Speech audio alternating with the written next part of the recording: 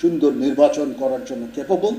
আমরা সবাই আগ্রহী, নির্বাচন কমিশন আগ্রহী, সরকার আগ্রহী, আপনার অ্যাডমিনিস্ট্রেশন আগ্রহী, পুলিশ আগ্রহী, সেনাবাহিনী আগ্রহী, বিমান বাহিনী, নৌবাহিনী, সবাই। সেখানে নির্বাচন না হওয়ার কোনো সুযোগ নাই। কিছু মানি ট্রানজ্যাকশন হতে পারে বিকাশের মাধ্যমে, সেটা নির্বাচনকে প্রভাবিত করার জন্য, অর্থের লেনদেন ইত্যাদি। আমরা নির্বাচন কমিশনের সাথে কথা বলেছি। প্রত্যেকটা কনস্টিটুয়েন্সিতে কিছু ক্রিমিনাল থাকতে পারে, সবাই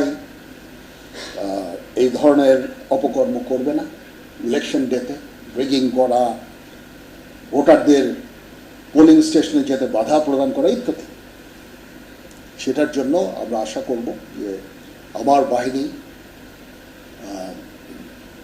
এদের বিরুদ্ধে অ্যাকশন নেবে। আপনারা আইদার ডিটেনশন অথবা মামলা, যেটুকু বলে, মানে অপরাধ করলে যেটুকু